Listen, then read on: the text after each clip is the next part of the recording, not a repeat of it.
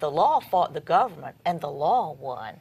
Would you tell us a little bit about how you beat the federal government at their own game and preserved our constitutional rights in the process? Well, I was actually, as Mary said, I was actually sheriff at the time. I filed a lawsuit against the federal government to stop the incursions associated with the Brady Bill. Now, the Brady Bill was the first time in United States history, this never came out because, of course, Billy Bob never told the truth about the Brady Bill when he signed it. In fact, I got to tell you what Bill Clinton said when he signed the Brady Bill into law. He was still campaigning for the Brady Bill when he was doing this. He said he used 13 pens, and I still don't remember what the significance of that symbolism was. An unlucky event? Unlucky, I guess, yeah. And after he did that, or right before he did it, he said, the Brady Bill is going to make the streets of America so safe that even our nation's police officers won't need to carry guns anymore. Yeah, every cop I tell that to really laugh. And but the Brady Bill, as I said, was the first time in American history that an unconstitutional, unfunded mandate from the federal government actually carried with it a threat of arrest if we failed to comply.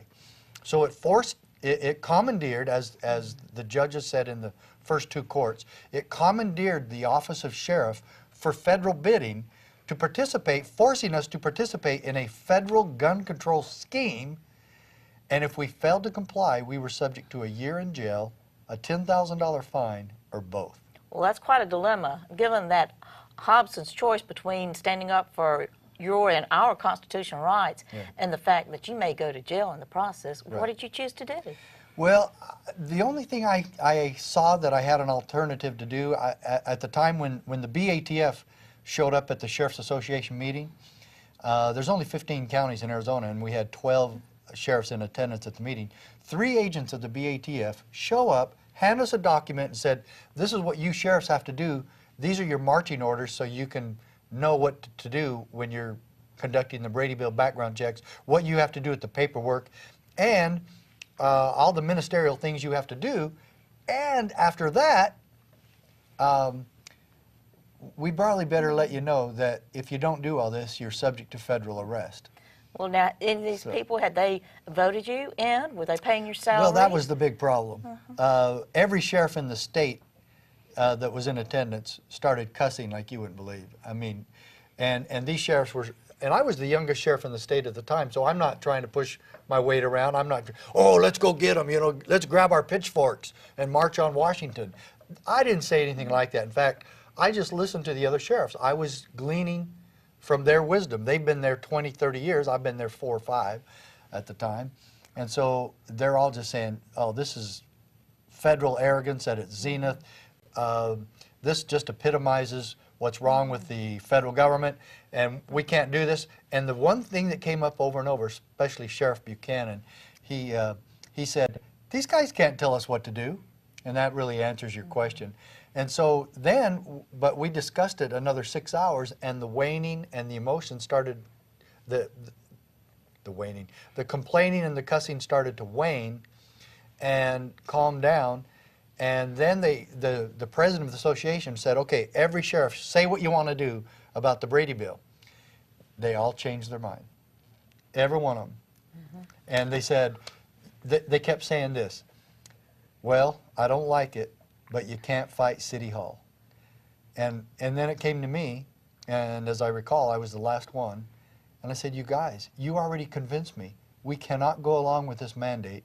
It's wrong, it's unconstitutional. Why would we acquiesce and go along with something that we already said was wrong and that they can't do it? They did not elect us. They can't fire us. They can't hire us. They can't tell us what to do. And I said, I don't know what I'm going to do. I hadn't decided that I was going to sue. I just didn't know what I was going to do. I just said, I can't go along with this.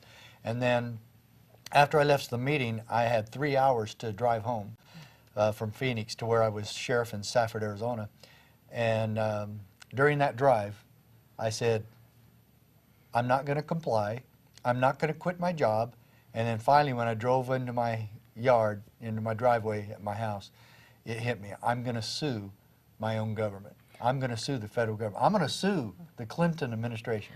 How many of you sued, and what was the basis of the lawsuit? Okay, the basis of the lawsuit was the 10th Amendment. We didn't sue. This was a gun control law, no question. It modified the Gun Control Act, the Federal Gun Control Act of 1968. And that's all in the Brady Bill. It's all in there, documented. For anybody who wants to get it, they can pull the whole case off my website. Or you can also get just a little, I did a little synopsis. This is just a little 10-minute version of the Supreme Court decision in this case. It's called The Victory for State Sovereignty. That's on my website too, but I recommend everybody read it so you can know the truth about this. But the bottom line is we sued on the 10th Amendment because we said states' rights, that the federal government has no authority to tell your sheriff to do anything. And lo and behold, the United States Supreme Court agreed with us. Now, 6 other sheriffs joined the lawsuit after I sued. And Sheriff Prince was second from Montana. And then Sheriff Coog, the only one from Texas, from Del Rio. Is that Valverde County? I think it's Valverde County. And out of 254 sheriffs in Texas, only one filed, which I'm still wondering where the rest of these Texans were, you know. But and then one from Mississippi, one from Louisiana, one from Vermont, one from Wyoming. There's 7 of us. After many years of litigation, went all the way up to the United States Supreme Court, It did. and you got a victory, a holding that said that the sheriffs, the governmental employees of the state and local governments could not be made to do the bidding of the federal government. So in That's a it. nutshell? That's it. Yeah. We could not be commandeered for federal bidding. We could not be compelled or forced to participate in a federal gun control scheme or any other federal mandate, for that matter. It was a very broad decision. In fact, I'll go out on the limb here because I've had a lot of judges and lawyers tell me this. This was probably the most powerful 10th Amendment decision in the history of our country. I think so. And so the question that's begged there is, why didn't we know about this? Why hasn't this got out? And Since that you had that victory, have you rested on your laurels, or are you trying to push forward with restoring our 10th Amendment? well, I'm still trying to go forward. I'm letting every sheriff in the country know that we actually won this lawsuit, and that it's time for every sheriff in this country to let the federal government know that you as a sheriff are not going to allow them to come in and commit crimes in your county. I would say this: let's make every sheriff a constitutional sheriff, and let's make every county a constitutional county, in that the Constitution will be enforced by your sheriff in your county. And so we take back America. How? In Washington, D.C.? Give me a break. No. There is no hope for freedom in Washington, D.C. Okay. Amen. Yes. And where we're going to get freedom back is county by county and state by state, especially Texas. Don't we believe in Texas anymore? I mean, come on. This is Texas. We're an independent, sovereign state, and I'll be damned if I'm going to live in Texas and I'm going to take orders from Washington, D.C. Okay, now I have, excuse me, go ahead. I was just going to say, I believe you said that if you had it do it over again, you wouldn't go the lawsuit route. You would just stand firm and assert your constitutional That's right. what I was going to would- ask. Yes. Yeah, I would tell you this. I would say this along that line: the sheriffs of this country do not need to ask permission from anybody to stand for freedom or to keep your oath of office. That is something the sheriff swears an oath in God's name that he will uphold and defend the Constitution. I want to see the evidence where we're actually keeping our oath in this country. Right. You mentioned that I was on the board with Oath Keepers. Well, I am, and it's only because I still want to see the evidence. I want to see where the sheriffs in this country keep their word to uphold and defend the Constitution. You know what shocked me when I was reading about your decision? 5-4, folks. Well, the 4 liberals on the court did not side with the Constitution. They did not. But that's spooky when you think about this. It is. They politicized this decision. Right. Yeah. And allow me to disagree with you a little bit. I'm grateful that you went to court. And I'm grateful that you won. Well, I am too, and I say that technically I didn't have to go to court, but I did, and I'm glad I did at this point. Absolutely. I don't think we would be here doing the show if you Oh, no, hadn't. we wouldn't, no. And I don't think the Tea Party people would have known about it. True. So I myself am extremely grateful about this. Thanks. Now, have there been any other decisions that are anywhere close to yours since you? Yeah, actually, the Lopez decision, I think, originated out of Texas. Really? And that was one that was coincided with our case and was pretty close in the same time. And then recently, Bond versus U.S. Bond? B-O-N-D, Bond. I think her name was Carol Ann Bond. She sued the federal government because she was involved in a love triangle. And this just came out June of this year. It's a very powerful Oh, well, we case. want to hear about this. You really do. She was involved in a love triangle, and her best friend got pregnant with her husband's baby, with Bond's husband's baby. So Okay. she wanted to go after her best friend, and she did. And she used some chemicals to put on her doorknob of her car and of her house. And she didn't try to kill her, but she wanted to mess her up a little bit, so she see. did. Yes. And so she broke a federal law using those chemicals. So you know when the anthrax scare came out and all that stuff? Well, the federal government made some rule and some law that you can't use chemicals to do blah, blah, blah, blah, blah, blah.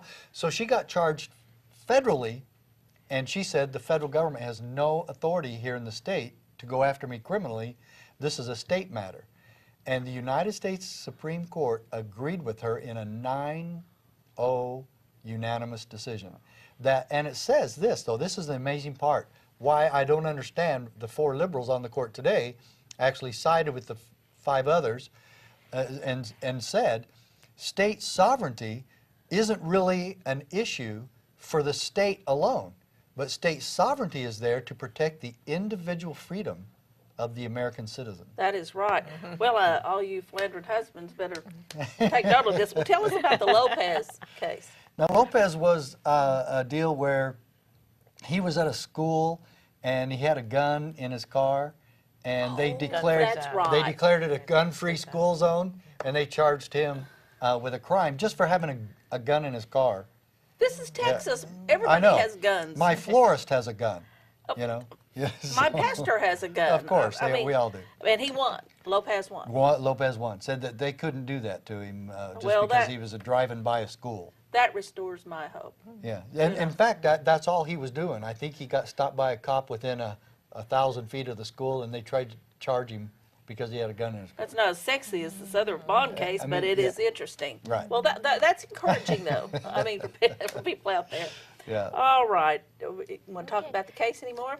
No, I think that's good. I would just add one thing about the case. Two of my favorite quotes, and they're in the little booklet. And first of all, the overall philosophy that you were asking about of the case is plain and simply, the federal government has no authority to tell any official in your state to do anything.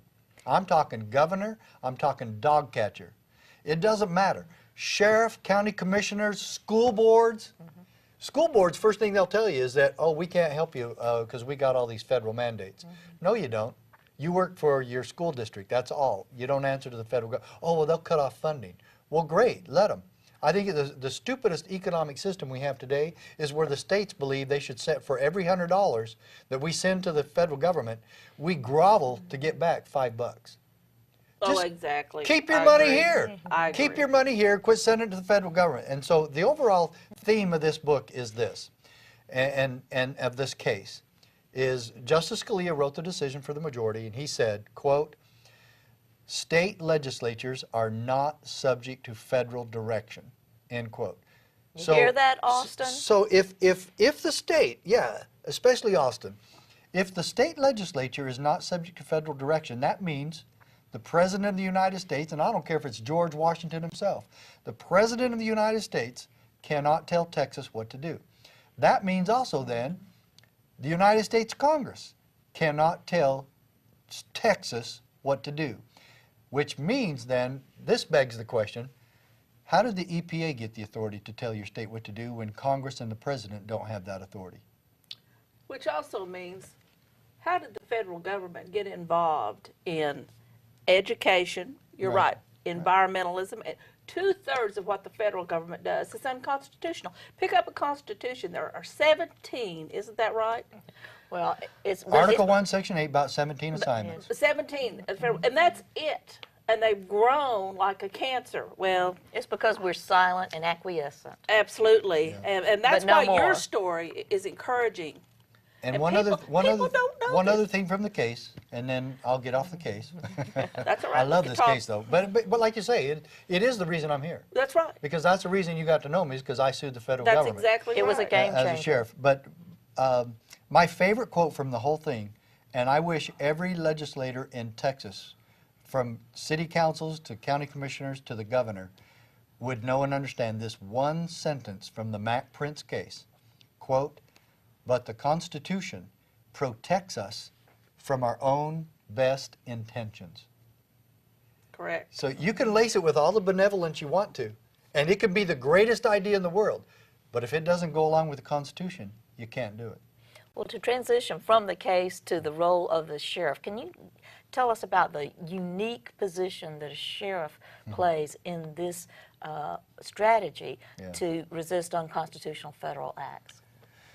Well, now you're leading me into my other book. As you mentioned, I've written 5 books, and the county sheriff, yay, the county sheriff, America's Last Hope, details what your question is all about. It took me years. It took me years to figure out, really, how is it that as a peace officer or as a sheriff, when you swear an oath, you can't take your job until you swear an oath of allegiance to the Constitution. I don't swear an oath to the president. I don't swear an oath to the governor. No, you swear an oath of allegiance to the Constitution, and you do that in front of the entire citizenry that you work for. So you promise them in God's name that you're going to uphold and defend and protect and preserve their Constitution. As a sheriff, the most important thing you can do is simply keep your oath of office. Keep your word. So most sheriffs think their job is, oh well, you know, we're gonna get rid of the drug problem. Well, that's been a complete waste of time. And even if you did, let's say that we could wave our magic wand, because we've never done any good with the drug war to this point. 40 years that we've been fighting it. We spend $70 billion a year wasting our time on this ridiculous drug war. And the new prohibition, you know, we went from alcohol prohibition to this for some stupid reason. And let's say that we really were, though, able to get rid of drugs in Harris County or in Texas. What would we have? Well, we'd still have tyranny. We'd still have out-of-control government. We'd still have the Federal Reserve. We'd still have the IRS and all these abusive government regulations and agencies and bureaucracies. So what then is the job of the sheriff? The job of the sheriff has a history of over 1,000 years where he is the ultimate protector in the county. He is, or she, is the ultimate protector of the people, to keep the peace, to protect the people from all enemies, both foreign and domestic. So, in essence, the sheriff has promised that he will protect you and you and you from the wolves. Does it really matter where the wolf comes from? The wolf might come from Washington, D.C. The wolf might come from the streets or the gangs or the drug dealers or the us. cartels Or Austin. or us or Austin. Yeah. Why does the sheriff play a more pivotal role than, say, the chief of police? Well, they both have taken the same oath, which so they both have the same responsibility, but the key difference, the significant difference between the sheriff and the chief of police is that the sheriff has jurisdiction throughout the entire county. He is the only elected law enforcement officer in the country and in your county. And so, therefore, he is the only one that reports directly to the power source, known as we the people. And so that's the big difference. The sheriff is not a bureaucrat, and he doesn't answer to a bureaucrat. That's right. The chief He of can police, stand up to City the chief Hall of or police City does. Council. Yeah. Exactly. Well, which leads me to believe that given the growing importance or the appreciation of the importance of the role the sheriff plays, is there any movement afoot to diminish or get rid of the office of sheriff? Well, there is, and that's a sad commentary on what's going on across the country. Alaska and Hawaii don't have sheriffs. When they came into the Union in, what was it, 59, 60, they didn't establish the office of sheriff for some crazy reason. Don't know why. But the biggest mistake nationally has been Connecticut.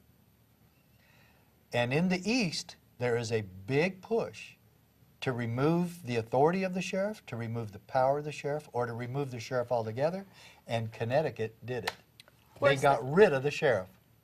The legislature voted, and my good friend, Joe Arpaio, sheriff from Maricopa County in Arizona, about 10 years ago, went out and testified before the Connecticut legislature how they were making the biggest mistake in Connecticut history, and they wouldn't listen. And the sheriffs in Connecticut also acquiesced because they were promised some big-time government jobs to leave. And they all left and took the money, and now no sheriffs in Connecticut. And they've also moved the sheriff in Massachusetts and in Pennsylvania, Rhode Island, to just paper servers. Well, we've got to guard against that. Well, it's not going to happen in Texas. No, I don't think so. No. Gosh, I did not realize all those states. Yeah. I had heard that they had a move to get rid of them, and I know why. They're either stripping them or they're getting rid of them out in the East. We better watch Austin. Yes. But it hasn't happened in like Florida. It hasn't happened in North Carolina, Georgia, South Carolina, Virginia, West Virginia. The sheriffs are still there. Ohio still. But Ohio has made one mistake in one county. They've appointed the sheriff. Consequence of our meddling in the affairs of others, and has nothing to do with us being free and prosperous. What if propping up oppressive regimes in the Middle East endangers both the United States and Israel? What if occupying countries like Iraq and Afghanistan and bombing Pakistan is directly related to the hatred directed toward us? What if someday it dawns on us that losing over 5,000 American military personnel in the Middle East since 9/11 is not a fair trade-off for the loss of nearly 3,000 American citizens, no matter how many Iraqi, Pakistani, and Afghan people are killed or displaced?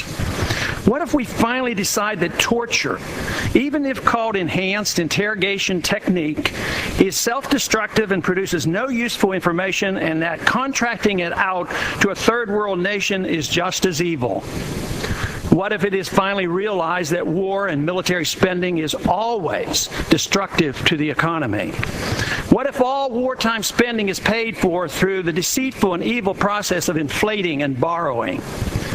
What if we finally see that wartime conditions always undermine personal liberty?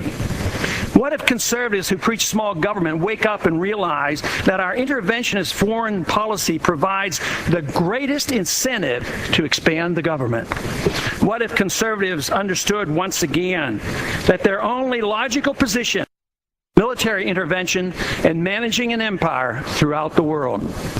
What if the American people woke up and understood that the official reasons for going to war are almost always based on lies and promoted by war propaganda in order to serve special interests? What if we as a nation came to realize that the quest for empire eventually destroys all great nations? What if Obama has no intention of leaving Iraq? What if a military draft is being planned for the wars that will spread if our foreign policy is not changed? What if the American people learn the truth, that our foreign policy has nothing to do with national security, that it never changes from one administration to the next? What if war and preparation for war is a racket serving the special interests? What if President Obama is completely wrong about Afghanistan and it turns out worse than Iraq and Vietnam put together? What if Christianity actually teaches peace and not preventive wars of aggression? What if diplomacy is found to be superior to bombs and bribes in protecting America? What happens if my concerns are completely unfounded? Nothing. But what happens if my concerns are justified and ignored? Nothing good. And I yield back the balance of my time. Well, there's a lot of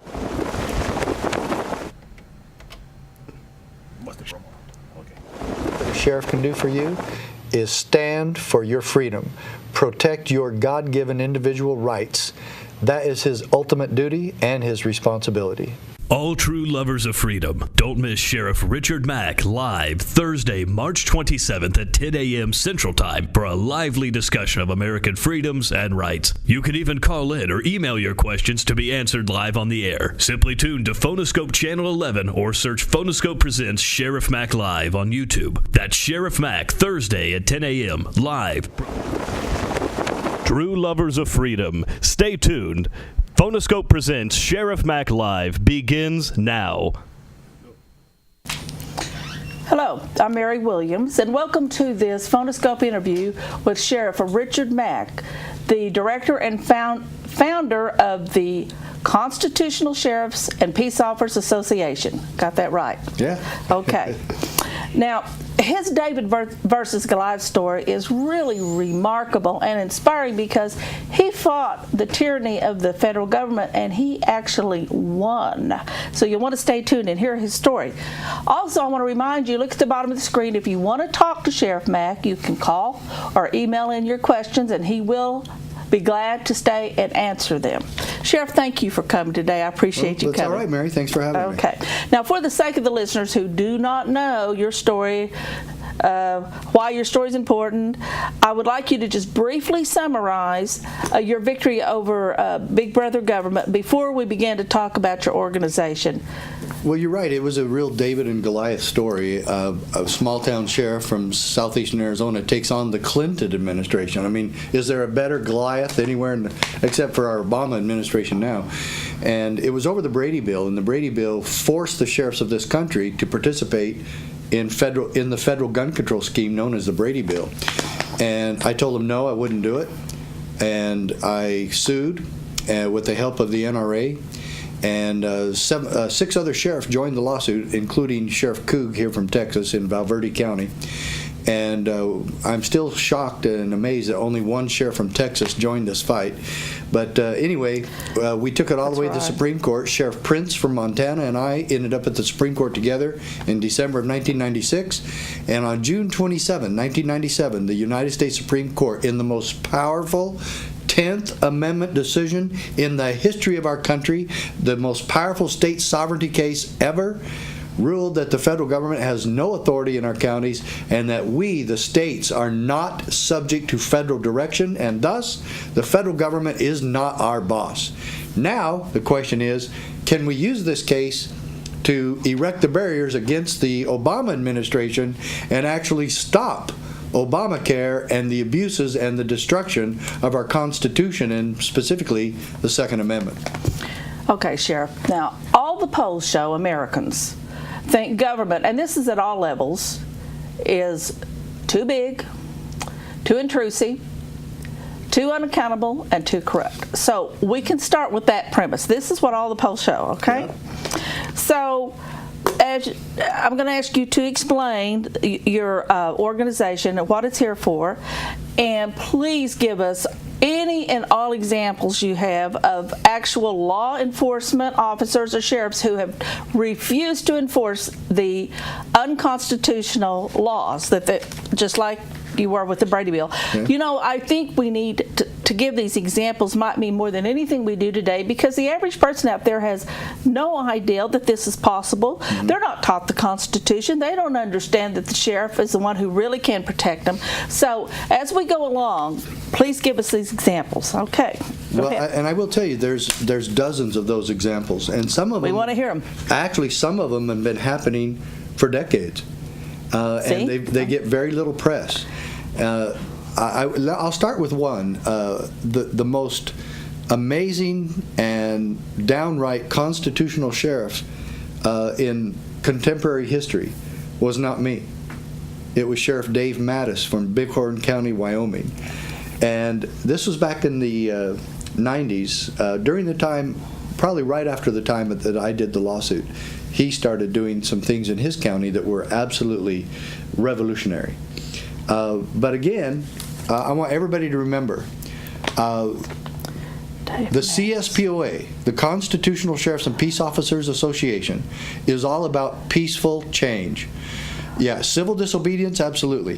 And civil disobedience with your sheriff leading the way. Right. Okay? He's not going to send you out there to protest. He's going to be there with you and making sure that the federal government sees him and gets the message that they're not welcome here anymore and that there's a few things they're not going to do. Now, Sheriff Mattis actually developed a policy that all federal agencies were required to check with him before they did anything in his county. Anything. And you have this encoded in your points we're going to go over. IRS, FBI, DEA, BATF, all these agencies had to check with him. And the Attorney General for that area, assigned to his area, said, you let me know if they're not doing it, because I'll make sure they are. He had a little help. Yes. And this was pursuant to a lawsuit that the Castaneda family filed against the county and the federal government because the sheriff's office assisted ICE and immigration and customs, whatever. Anyway, it was ICE. And the sheriff's office went with them, raided this Castaneda family because they thought they were illegal aliens, and they weren't. So obviously they didn't do their homework. They were American citizens, and they sued and won, and the Castaneda family said, we want the sheriff to develop a policy as part of the lawsuit, the agreement, Right. the plea bargain. The sheriff had to develop a policy to make sure this would never happen again. So Sheriff Mattis did. That's and great. they did it. That's now, great. This again. People need to hear this. Who advertised this? Nobody. Nobody. No. And I'm a news hound, and I never heard of it. Yeah. Really? Yeah, so Sheriff Dave Mattis, and he's no longer the sheriff, he's retired now, but he spoke at our first Constitutional Sheriff Convention. I brought the tape of that, you might be able to see it. Oh, he ought to be on the Hero Hall of Fame. Absolutely. Well, as I looked at your website, I was impressed with your 8 points that you are going to be asking constitutional sheriffs to agree to, right? Okay. And so I think they're so important, I just would like you to go down them. Let's start with 1 and 2. All right. Okay? All right.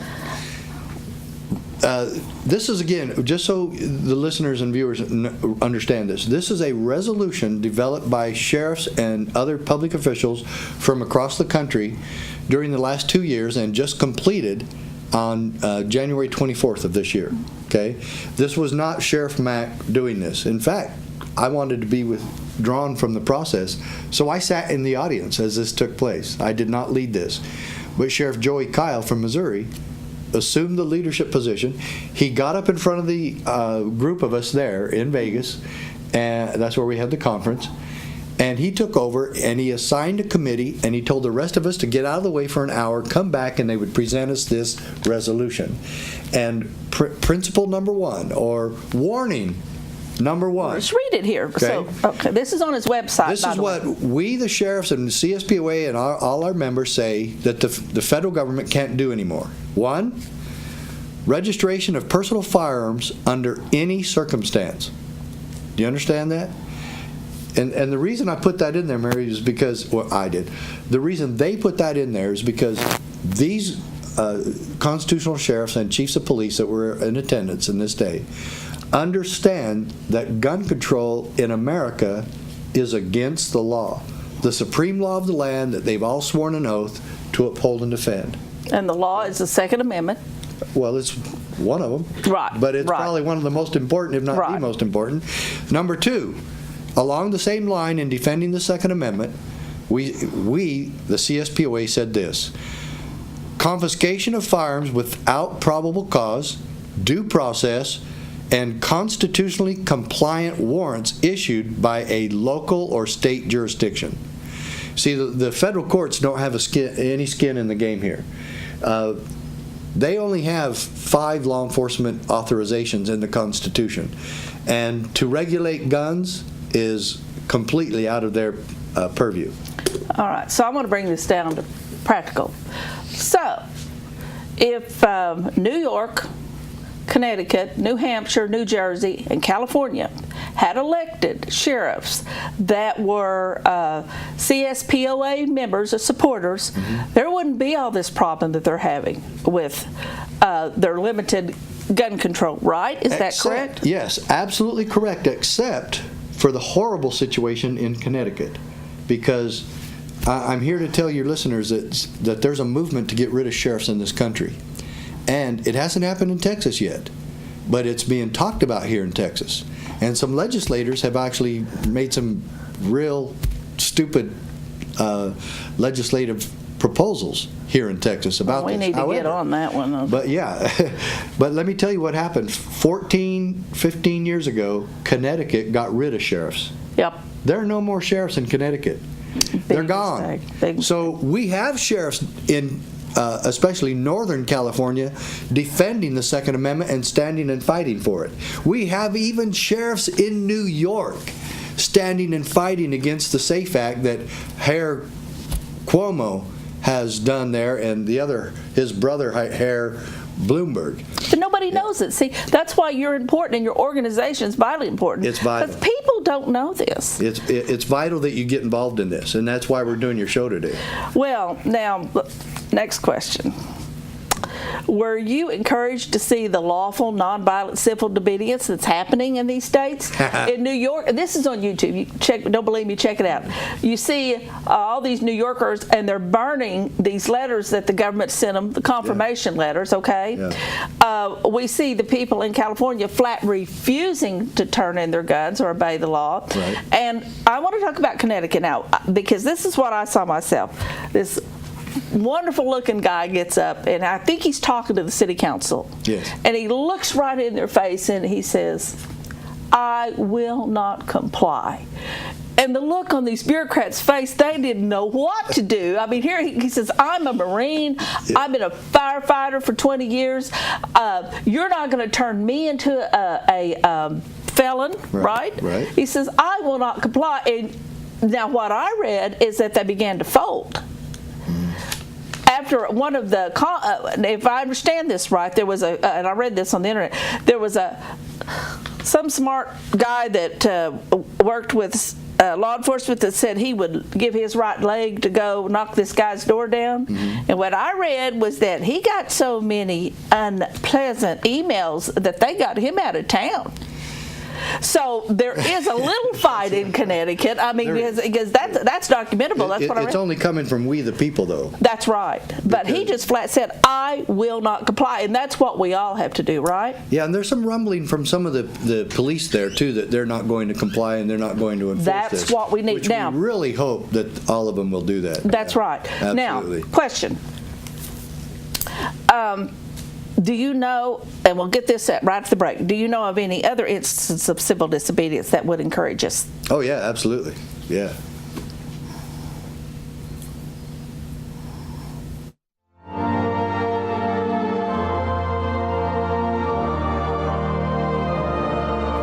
Congress and mainstream media have blamed our financial crisis on the recent administration or poor decisions made on Wall Street. This crisis, however, is not about politics. The Republican and Democratic parties are both corrupt. The crisis was created by the real power that controls our country through these two parties, the Federal Reserve. The Federal Reserve is a private bank whose owners are primarily European. It is not federal, and there's no reserve, yet we give them our tax dollars and let them set our rules for our government. The Federal Reserve prints our money for a fee, lends us the money we paid them to print, charges us interest on the loan, and then sends our money overseas. We've never audited the Federal Reserve or our gold, which they also control. This privately owned bank has created this crisis and previous ones by lending in excess to flood the economy with money and then pulling cash out of the market to create a crisis. This is a calculated move to keep the American government borrowing more money so the American taxpayers are always in debt. And these private bankers can keep increasing their wealth and power exponentially. We can take back control of our own government from these private bankers. They don't think that we, the lowly workers and taxpayers, are intelligent enough to understand their tactics. I believe they're mistaken. For more information on the history of the Federal Reserve Bank, please go to themoneymasters.com or www.libertyforlife.com. For a list of senators and congressmen who represent you, go to campaignforliberty.com and click States on the main menu. Contact your representative and senators today and let them know it is time to end the Federal Reserve stranglehold on our economic future.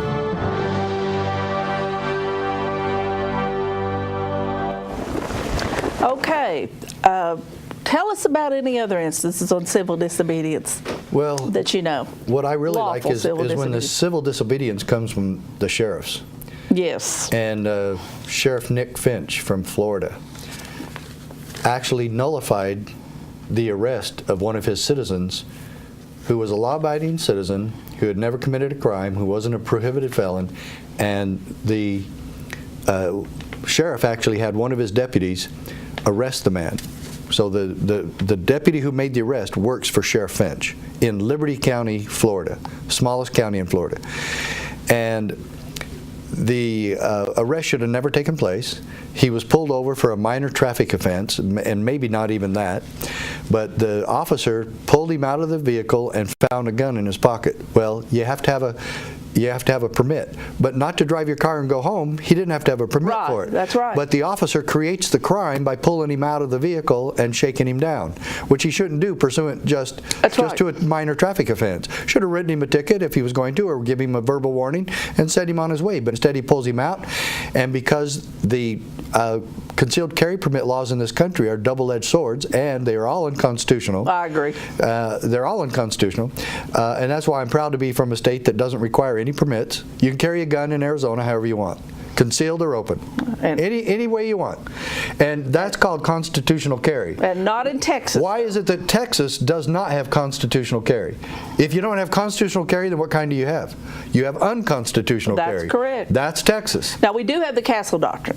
Well, that's always nice to have. Right. But we deserve... leave me and my gun rights alone. You don't have any authority to regulate my right to keep and bear arms. That's right. My permit is called the Second Amendment.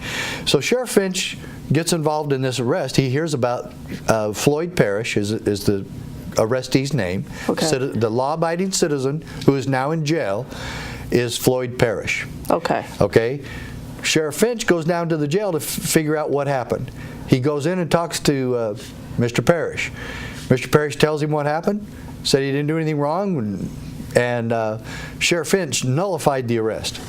I'm talking about wipes it clean, okay? As if it didn't happen. He says, we're not doing this, and he told his deputy, we're not going to arrest people for this. If the Second Amendment does anything, it protects somebody, a law-abiding citizen, from going to jail for merely having a gun. And if you hadn't gotten involved, he would have been home and everything would have been fine. So we're not going to create a crime. The deputy didn't like it, and the deputy actually tattletaled on the sheriff to the the Florida Department of Law Enforcement. That's the state police. And they should have said, so what? The sheriff runs the office and you work for him. Right. Case over. They came in and did an investigation, and 3 months later, they arrest Sheriff Finch and book him into his own jail. I am not kidding you. And Governor Rick Scott, the Republican conservative, yeah, right. He suspends Sheriff Finch without pay, removes him from office, and who did he replace him with? One of the men from the Florida Department of Law Enforcement. The very agency that's investigating Sheriff Finch is now taking over the office. And they take Sheriff Finch's name off the marquee out in front, and the new guy's name is on the marquee and with a matter of day. And so Sheriff Finch gets notified by the CSPOA, yours truly, and we said, hey, we heard what happened. We're here to help you. We went out and did fundraisers for him. You got to remember, he can't pay for a lawyer. He doesn't have a job.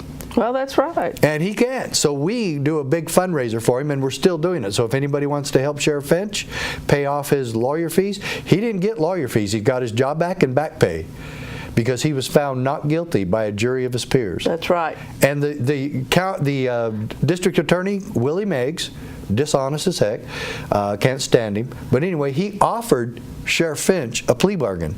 Well, guess what the plea bargain was? If you leave office, we'll drop all charges. They're trying to get rid of a constitutional sheriff. They don't want a constitutional sheriff there. They want the ones that will just go along and do what they're told, take orders, and be the little Nuremberg sheriffs. Right. Do what you're told, okay? And so Sheriff Finch is a member of the CSPOA now. We love his family. He has a great wife. She was totally with him. I went to the trial. And I've never seen such a farce in my life. I've been to hundreds and hundreds of courts in my life, including the U.S. Supreme Court. This thing was a farce, but the jury saw through it, and they set this man free. They nullified the arrest of Sheriff Finch. Jury nullification, I love it. Absolutely. And they told Willie Meggs, the prosecutor, and his office, why don't you go find something worthy to do? And so Sheriff Finch is back in office, and he's a great sheriff, and he's one of our true constitutional sheriffs in this country. And the citizens are protected, bottom line. And they protected him. That's right. Yeah. And that's why I like your organization. Well, that's a great story. Tell us anything. We got more. There's lots more. All right. Well, But should we go to another? So let's go to points 3 and 4 and just intermingle with these wonderful stories. Now we want everybody to remember, there's only 8 of these steps in the resolution. Right. And remember, this is the CSPOA resolution, and you can find it on our website, cspoa.org. You can copy it, you can sign it. But go have your sheriff sign it, go have your county commissioner sign it, local officials, and then get it back to me. Right. And what also on his website I like is he has a list, what do you call it, the red list? The redcoats. The redcoats list of officers and sheriffs who refuse to cooperate, and that is just as enlightening as the other. Refuse to keep their oath and refuse to uphold and defend the Constitution. That's the redcoat list. Which they swear to do. All right. And I hate to tell you this, but your sheriff here from Harris County is probably going to make that list. Yes, well, I had that later on down in my script, but while he brought it up, I looked, folks, and I was very disappointed that Harris County Sheriff Adrian Garcia was not a supporter of the Constitution, and I think he needs an opponent. Boy, does he. You know, we need to have people. We're the 4th largest city in the United States of America. We are in Houston, and we are Texans. And we feel very strongly about our Second Amendment rights and our Constitution. And we don't need anybody up there that doesn't agree with the Constitution. That's right. You know, so, all right, so we got rid of that. All right. Let's talk about 3 and 4, because listen up, all you people that hate the IRS, listen up. I think number 3 is probably our most powerful one, and I think the one that really goes to the heart of the issues that we're dealing with here. And we ask this question all the time. How is it that any sheriff could really be protecting his citizens and allow the IRS unfettered access to his county and within his county? So we came up with number 3. Get this, folks. Quote, audits or searches of a citizen's personal affairs or finances without probable cause and due process and constitutionally compliant warrants issued by a local or state jurisdiction. You see, folks, random audits are unconstitutional, and somebody has to protect the American people from that. Is your president going to protect you from that? Is the head and director of the IRS going to protect you from that? Oh. Is the United States Congress going to protect you from the crimes of the IRS? The crimes of the IRS have been well documented for over 50 years. They've been used as political hitmen against American citizens, against innocent American citizens. Why do we continue to put up with this? And knowing that they're a criminal organization, why is not Sheriff Garcia protecting you, Houstonians, and the people of this county from such criminality? They are criminals. Who's going to protect you from criminals? Look at the Tea Party. Look what they did to them. Oh, of course. Yeah. I mean, that's some of the innocuous stuff. It really is. I know. But still criminal. Absolutely. Yeah. All right, well, before I make my rant and rave comments, let's do point number 4. Inspections of person or property without probable cause and constitutionally compliant warrants as required by the 4th Amendment and issued by a local or state jurisdiction. There you go, local or state jurisdiction. All right, so this is what this means to me. The TSA, the DHS, BATF, IRS, EPA. NSA, Yeah. EPA will now have to obey the Fourth Amendment, or they could be subject to arrest by our local sheriffs Yes. or law enforcement, right? Yes. All right. So I'm thinking, what does this mean? Well, wouldn't this be the end of the total police surveillance state? I hope so. They have every phone call you make, every email, every text, all your social media, and let's talk about drones, because that's a big topic of using drones. It is. With law enforcement. So I think 3 and 4 is vitally important, because I believe if we had enough constitutional sheriffs that they would think twice before they spied on us. And here's another thing. This just burns me up. The NSA lied and said, no, they didn't violate our Fourth Amendment A rights. federal bureaucracy lying to the American people, that's just unheard of. And I have to compliment the guys in Congress that finally pushed them, and then they admitted, well, yes, we did. You know what I would have liked to have seen? The head of that NSA, he lives somewhere in somebody's county. Yep. I'd like to see a knock on his door with a warrant for his arrest for perjury and violating his oath of office. Yep. What happened to this man? Nothing. He was probably promoted. Probably. I mean, but that's why 3 and 4, and get on his website and read those again and stamp them into your heart, because, hey, some federal goon cannot come haul you off if he has to go to your local sheriff and jurisdiction and has a legal warrant. Now, not a secret warrant, a legal warrant, right? Let me ask everybody on the program today, everybody in Texas, everybody in Houston, let me ask you a question. How is it that we actually have bureaucracies, BATF, all the ones you just mentioned, right. BATF, EPA, FDA, FBI, all of them. How is it that their policies, not the laws of this country, but the policies and regulations of these bureaucracies somehow supersede our Constitution and the Bill of Rights, the supreme law of the land, and yet they have policies that somehow completely ignore the law, the supreme law, and we're supposed to just go along?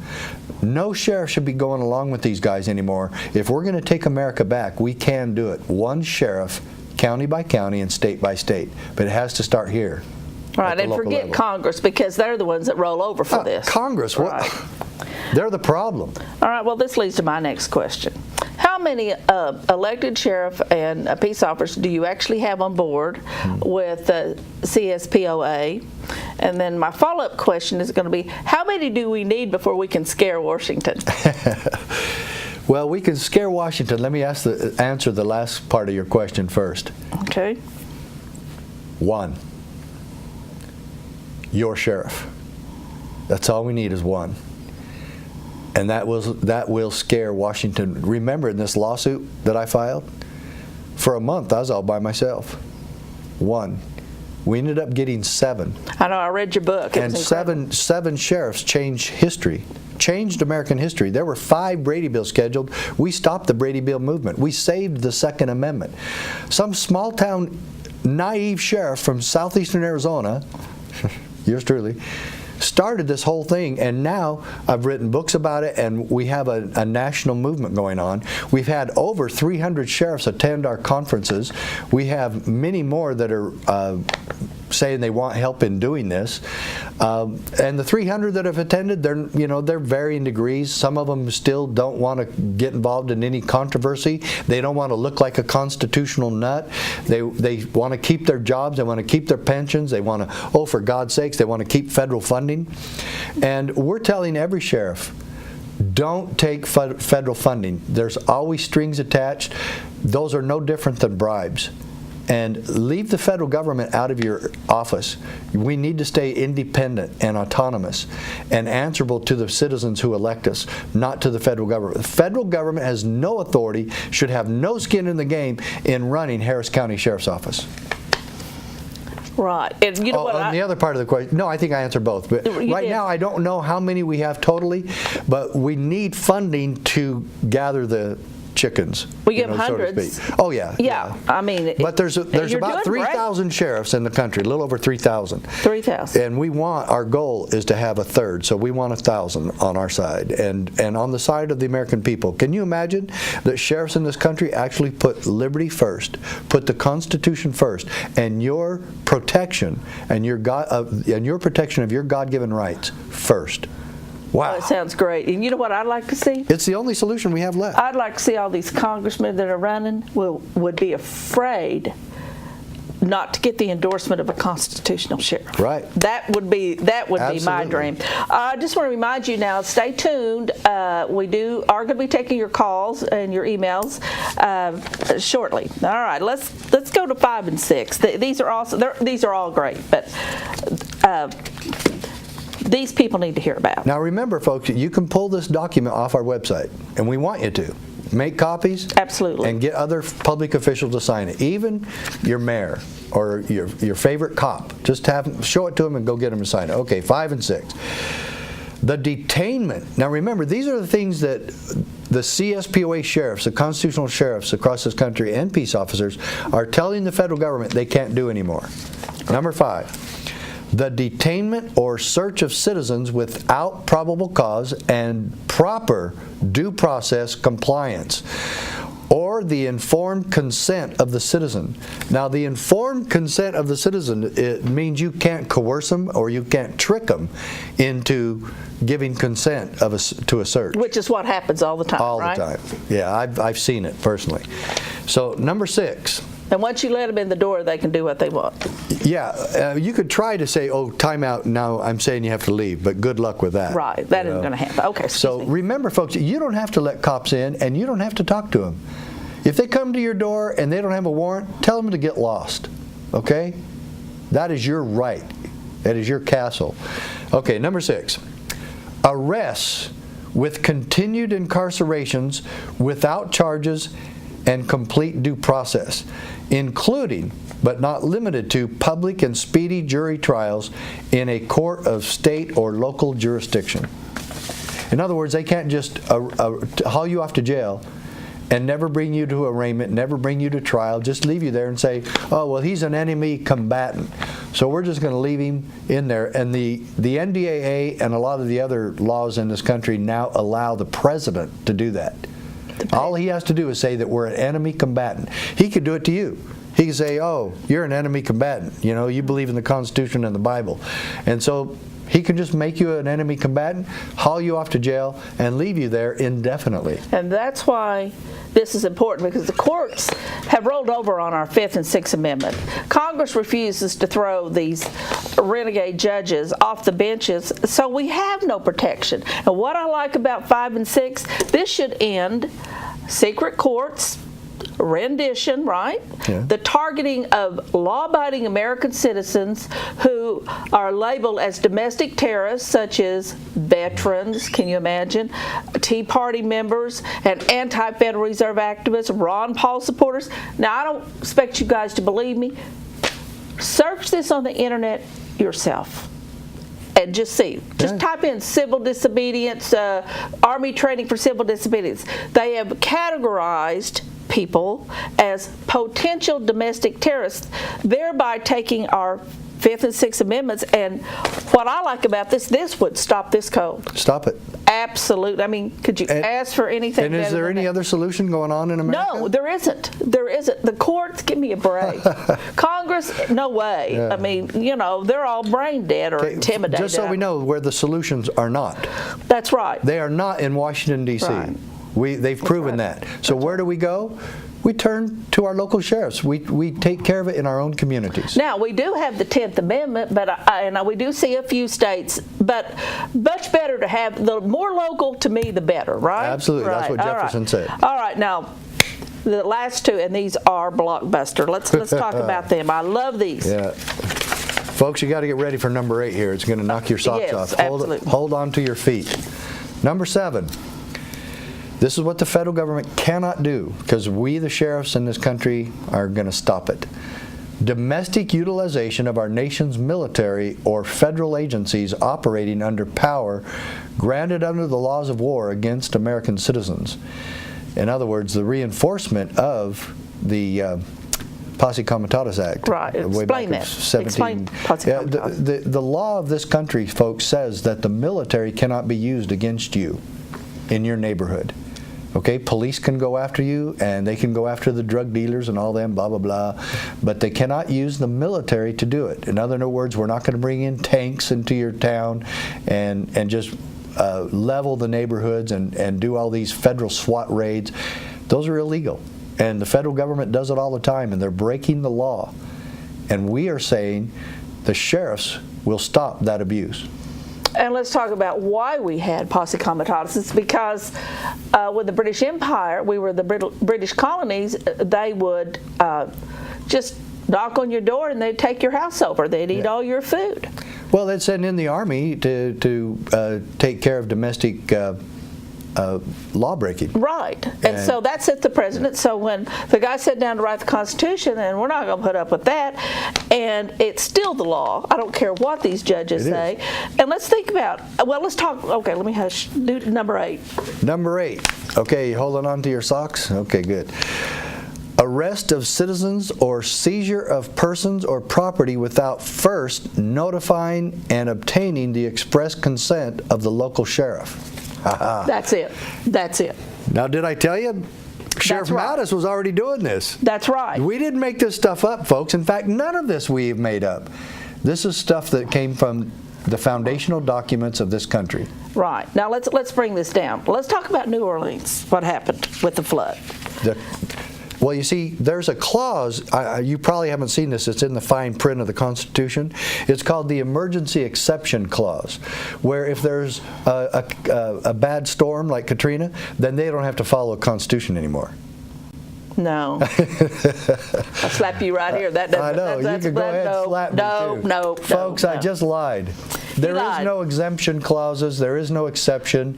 They don't get to come and destroy your home and go door to door as they did in Katrina, taking guns away from people and beating up the old lady because she didn't want to give up her gun. Get on YouTube and watch. It's still there, yeah, right? It's still there. I mean, these are law-abiding people that had food and water. All they wanted to do is stay in their home. They weren't in any danger. They just wanted to protect themselves. So when you need your guns the most, the government's going to come take them away. Right. And this would stop it. Now, can you imagine them having to go to a local sheriff in New Orleans and get the right? It wouldn't happen. And I'll tell you something else I found encouraging that people don't know about.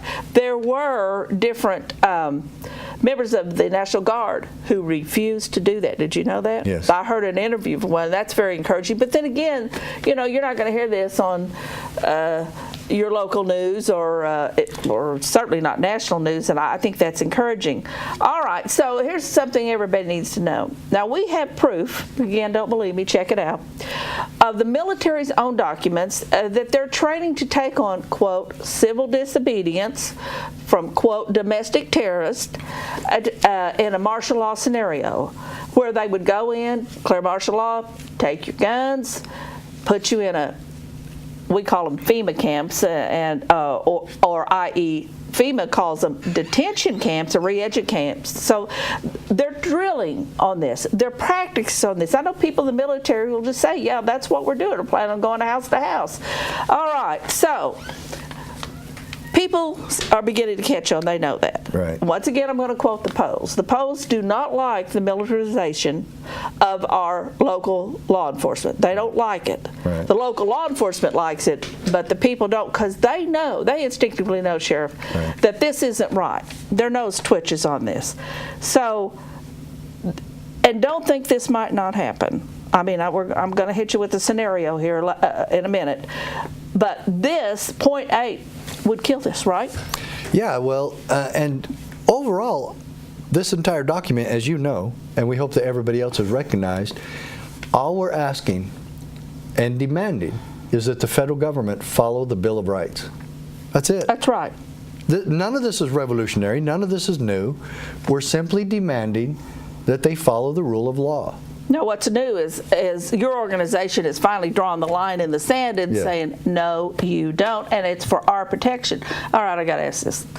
Are there any members of Congress or state legislatures that are supporting CSPOA? Oh, all over the country. Yeah, especially state. Tell us about it. State reps. State reps from all over. Many of them have been to our conferences. We invite all public officials, and we've had lots of. I mean, we have Kurt Oda from Utah. We have county commissioners, Dwayne Weller Del Weller. I'm sorry, from Apache County, Arizona. He's a county commissioner. We hope that all local officials, mayors, city councilmen, we've had them attend our conferences and support totally what we're doing. Matt Shea, state rep up in Washington State. A lot of them. I mean, I could go on and I could list them. We actually have a DVD set of our last conference where we have over 40 speakers nationwide. They're not just sheriffs. Many of them are sheriffs. Sheriff David Clark from Milwaukee was our Constitutional Sheriff of the Year. He actually came out with PSAs telling and informing and begging his citizens to be armed, and against the chief of police of Milwaukee. Oh, you're kidding. And against the county commissioners. In fact, county commissioners told him to cut the PSAs, so he did them more. This is Sheriff Clark. We call him our dark-complected John Wayne, and he's actually a Democrat, but he was our Constitutional Sheriff of the Year. And what a great man, very articulate. When I'm telling you, when Sheriff Clark speaks, people listen. Even Pierce Morgan on CNN. Yeah, You're kidding. He was on his show and really put him in his place. He needs to go back over. Yeah, well, I think he's about on his way out. Yeah. Well, that's anybody from Texas. I have to ask this. We actually have had some good response there, and I'll tell you, my favorite sheriff from Texas is a little former Marine by the name of Pam Elliott. Pam Elliott. I'm going to write her name. She's a good constitutional sheriff. What county do you know? I can't remember her county. I'll look her up. Yeah. Pam Elliott. And we've got a few others, but I'll tell you what, overall, we need the sheriffs of Texas to step up and just lengthen their stride on keeping their oath and making this known. Some of the sheriffs say, I'm already doing it, but I'm not making a lot of hay out of it. We want you to put the federal government on notice. This is fair notice. These 8 steps, these 8 resolutions that we want to enforce, we need to put this, every sheriff needs to support this and put the federal government on notice, saying this is what we will enforce in our county. And you have to give them fair notice. You know, if they don't know about it, how are you going to enforce it? I don't care if they know it. Well, that's true. But they swear to uphold the Constitution. Just like the rest of us. Sheriffs. So that's right. That's their fair notice as far as I'm concerned.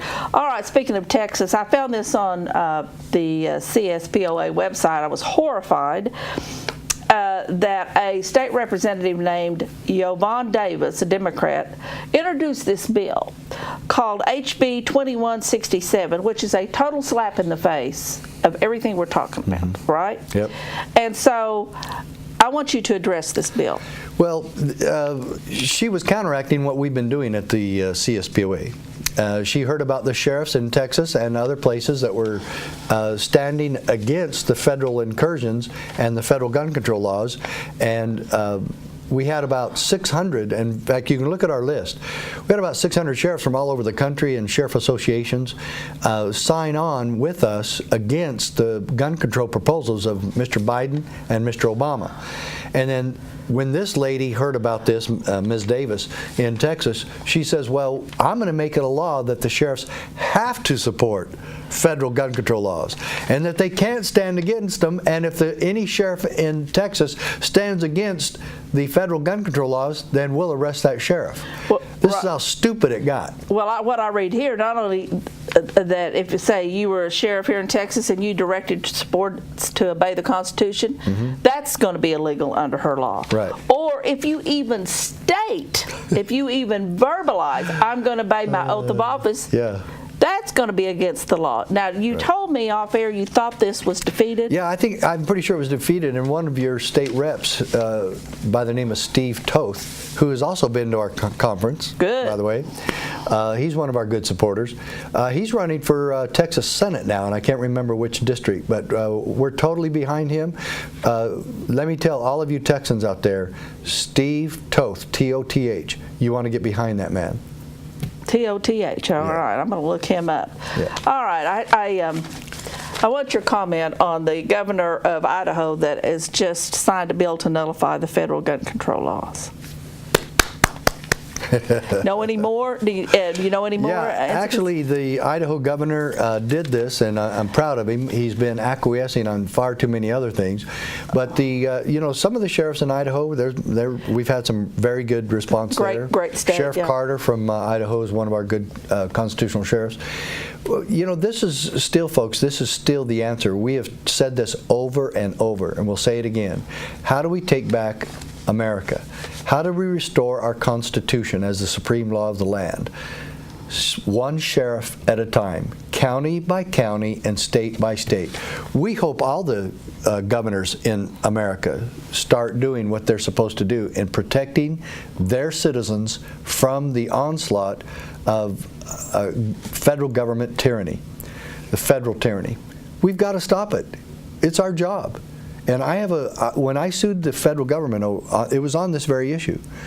The federal government has no authority in your counties or in your state. Did you get that? They're not our boss. And in this little pocket-sized copy of my decision, this is the Supreme Court decision, Mack, Prince, the two sheriffs that went on this case, Mack, Prince versus U.S., BUS. Google it. Find out for yourself. Or you can get this little booklet that fits in your front pocket. You can get this and read the highlights of this decision and see what this really did. But let me quote one of them. This is the United States Supreme Court saying, quote, "We have held, however, that state legislatures are not subject to federal direction," end quote. So if we're not subject to federal direction, then why do we keep doing all this with the federal government? Then why obey Why do we tolerate it? Right, Yeah. exactly. Well, I commend this governor. And I want to know, why don't we have this bill in Texas? I think Craig Abbott ought to be asked. Yeah. Are you going to, would you sign this bill? Yeah, ask him and ask Wendy. Mr. Abbott if he'll sign our resolution. Good, absolutely, absolutely. I mean, we're Texas. We ought to be leading the way. We shouldn't be behind Idaho or the Yankees. I know, and I would tell this to Mr. Abbott. He's famous for filing lawsuits against the federal government. Oh, I know it. Stop suing. Stop asking permission to keep your oath of office and follow the Constitution. Let's stop suing and start doing. Good point. Stand against them. Don't ask permission to do it from the courts, from their courts especially. Going into federal court and asking the federal government to stop their tyranny? No. That's like getting in a fight and asking you're fighting me, and that's like asking my mom if I'm right. Come on. Let's start being Texas. Let's start having real Texans, and let's say, remember the Alamo? You're not doing that here. Yeah, can you imagine Jim Bowie doing something like this? Yeah, asking permission in court? Exactly. No. All right, now, drum roll. I'm going to paint for you a worst case scenario. All right. And I'll bring it down to why this is important. All right. President Jeb Bush declares martial law and total gun confiscation on the United States because the government claims that they have found dirty bombs in Washington, D.C., New York City, Los Angeles, and Houston. Well, the first thing I would tell them is they probably got here because you don't protect the border. There, way to go. Those dirty bombs got in here because it's easier for a terrorist to come up into America from the southern border than it is for you and me to get on an airplane. True. And that's the truth, folks. The Democrats and Republicans in Washington, D.C. refuse to obey the law and the assignment that they have to protect our borders from invasion. They won't do it. They haven't done it. And so who has the responsibility now to protect us? Sheriffs and the state. And the governor's office needs to get with it here in Texas, New Mexico, Arizona, and California. And it's obvious that the federal government's not going to do this. So first of all, don't come in here after you cause the problem and try to create a solution called martial law. Do your job and do that first. First of all, okay, let's address martial law. Is martial law mentioned in the Constitution? No. So where does he get the authority to do it? Well, it actually comes under the War Powers Act because the president is the commander-in-chief. So if he's initiating martial law, it means we're at war. And if we're at war, we need our guns for personal protection, right? And if you're at war, is he declaring war on us? Or who's he declaring war on? Martial law, if it's declared in your county or in your state, you better be really scared to death. What I say about martial law, and we train our sheriffs and officers in this, that you need to have your county so prepared with food storage, with communications, and with other supplies, and with a posse ready to go at any time. The Minuteman posse in your county, yes, Harris County should have one. Go talk to Garcia and get it going. Maricopa County in Phoenix, Arizona, the 5th largest city in America, they have over 3,000 people on their posse, and he wants more. Sheriff Arpaio, one of the greatest sheriffs in American history. Oh, I love him. So let's get involved in this. Let's prevent martial law by having our own posses and counties totally prepared, where a sheriff can say, we don't need you here, federal government. I got everything under control. Right. And you can look up the Mack report, all these documents where they're constantly training for these scenarios. I'm not making this up. And it could be a different scenario. It could be forced vaccinations, or it could be chemicals let loose, or whatever. And we're not saying don't cooperate in a national emergency. We're just saying don't take our rights away, correct? Right, yeah. And so what's wrong with that? And do you agree with me? The best way to avoid this nightmare scenario or something like it is to elect sheriffs that understand and will obey the Constitution. Because Washington will get the message. Real leaders that will be prepared and that will stand for the Constitution. You must have an oath keeper sheriff, a constitutional sheriff. Okay, well, we're almost through and ready to take questions, but I have to say this personally. I read your website, and I love it, and that is because it's doable. It's local.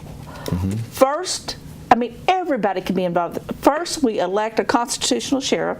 Then we go after a police chief. Yeah. I believe the rest will follow if you have those two things, if I'm not. Oh, you're right. Right. Totally. Who couldn't get involved in this? In fact, we must and we better if we want to retain our civil rights. We have to get involved. Everybody needs to get on his website, CSPOA. Excuse me. Slap me. CSPOA.org, right. And read it and know that this is where our hope lies. And nowhere, certainly not the Democratic or the Republican Party. They're against us. They're against the Constitution. You want hope and change? Go be part of that. If you want real American liberty, start right here in your county and start with your sheriff and other local officials. Right, and start with an opponent for our sheriff unless he wants to see the light and keep his oath. And I also want to say, when I read this, I dream of the day when a local sheriff will come and arrest the Federal Reserve banking mafia for theft and counterfeiting, which is another show, and members of Congress for corruption and failure to obey their oath of office. That's what I dreamed. When I read this, I thought, this could be possible. It is. It could be possible. Can you imagine? All right. Now, I want to thank you first for coming and your courage. This is a real American hero, and we all ought to support him. And I know there may be other issues that you want to talk about. So, Sheriff, I'm going to let you say whatever you want to say, and then let you take calls. All right? Yeah. Fair enough. Oh, yeah, thank you, and thank you for watching. Well, the bottom line is, what are we going to do here in our own neighborhoods to protect our families and to restore liberty? Does this really matter anymore, or are we all about just entitlements and programs and politics? Lord only knows we have enough of that. We have enough politicians. We have enough programs. We have way too much politics. In the very beginning of my book, The County Sheriff, America's Last Hope, that book came out 5 years ago. I'm right now finishing the sequel, because so much has happened in this book, and to bring attention to the constitutional sheriff movement. And that's where you, the citizens, come in. You have to be a part of this. We can't trust our politicians anymore, and nor can we, the people, expect to return to liberty without being in the fight. We can't stand idly by watching the parade anymore. We have to be in it. And at the very front page of the book, I ask a question, and it's after the quote from Thomas Jefferson. Quote, When all government shall be drawn to Washington as the center of all power, it will render powerless the checks provided and become as venal and oppressive as the government from which we separated." End quote. The question is this: when government becomes venal and oppressive, to whom can you turn? To whom can the people turn for peace, safety, protection, and most importantly, liberty? If not your sheriff, then we're done. America will die. We don't have to watch this fiasco and catastrophe anymore. There is a solution. We can take back America one sheriff at a time, county by county, state by state. Get involved with us. Join me in this holy cause of liberty. Go to cspoa.org and become a member, make a donation, but do something more. We've got to make our efforts bigger, better, and faster right now. This is the only solution I've seen. Somebody shows me another one, I'll join it right now. But right now, I don't see any other solution. It certainly is not in Washington, D.C. Thank you.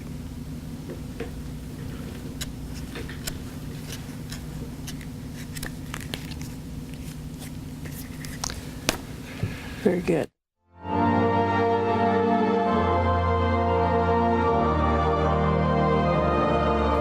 Congress and mainstream media have blamed our financial crisis on the recent administration or poor decisions made on Wall Street. This crisis, however, is not about politics. The Republican and Democratic parties are both corrupt.